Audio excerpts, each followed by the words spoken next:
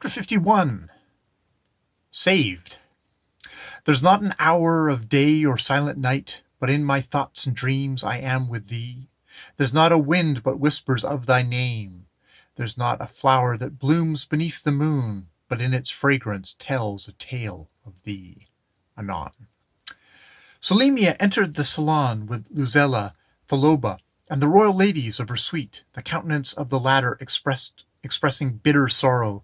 She was attired in a simple robe of white, her beautiful hair flowing in glittering waves of purple and gold to the ground.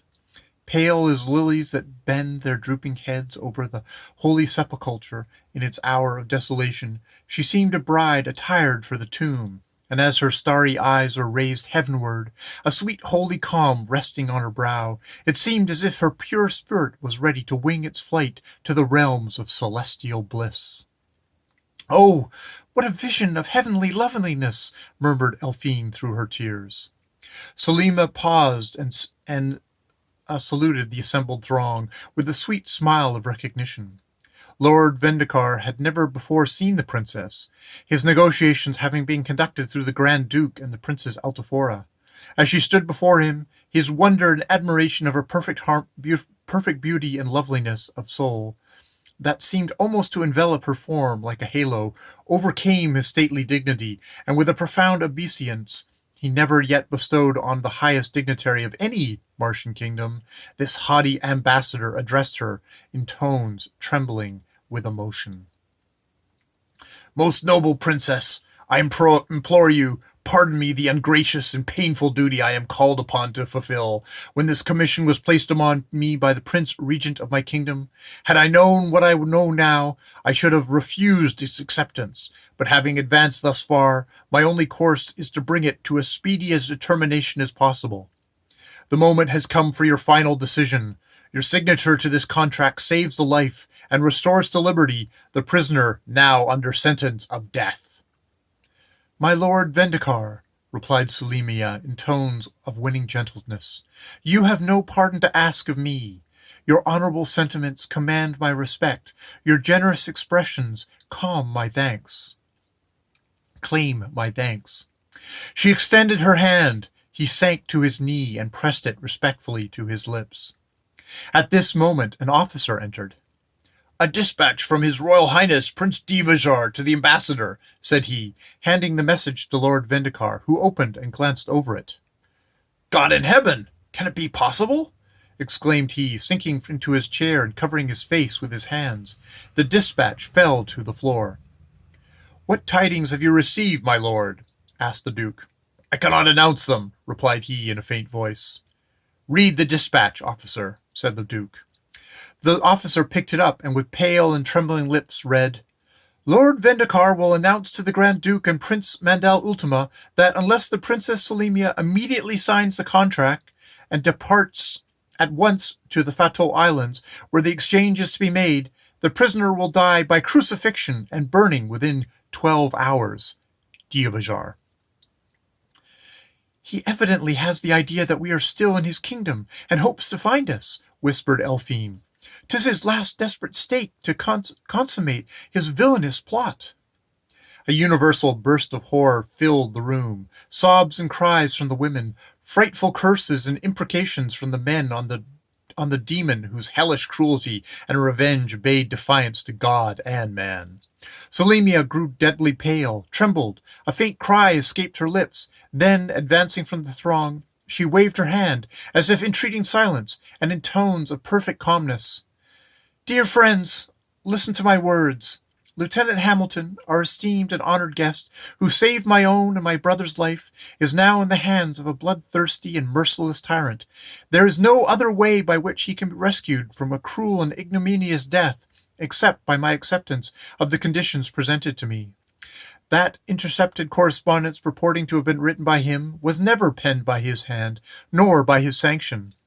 He is incapable of such an act. They are forgeries of that base wretch to further his scheme. I will not speak of the struggle, the more than mortal anguish through which I have passed, but now, since I have made the final decision, peace has come to me. When he returns safe to you, as I may never see his face again, Her voice faltered. For a moment she trembled, then raising her eyes to heaven as if imploring strength, "Tell him that I believe God will accept this sacrifice which I offer in the spirit of holy resignation. Tell him of my deep gratitude. Tell him that I joy to make this sacrifice for his sake, and that the last prayer I breathe shall be for him." Then turning to the ambassador, "My lord, I have accepted the conditions and will now sign the contract." The witnesses advanced. The ambassador placed the paper before her, then, in accordance with the usual court formula, spoke. "If there be any in this assembly who can call Almighty God to witness that he has just cause of hindrance or impedance to this procedure, let him now speak, or forever hold his peace." A deadly silence fell over all as they stood with bowed heads.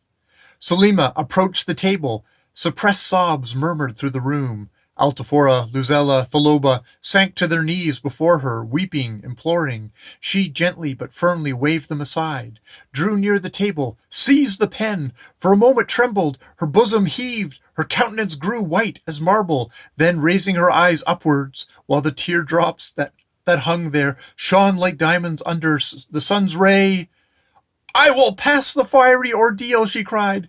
"I will embrace my doom. O merciful heaven, support me in this hour. On him now far away, whom I never shall see again, shed the light of happier stars lost evermore to me." Scarce had the words left her lips when a flash of lightning overspread the heavens with a hellish glare. An awful thunder peal shook the palace to its foundations. I tore open the shutters and sprang into the room. "Hold!" I cried. "The voice of God in thunder, lightning, and tempest now speaks and forbids this sacrifice."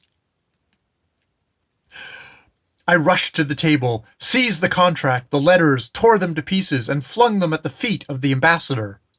"Tell that roiled wretch, that bloodthirsty, cowardly tyrant who has sent you here with his contracts and forgeries that the devil he serves would hide their heads in very shame at his foul plot.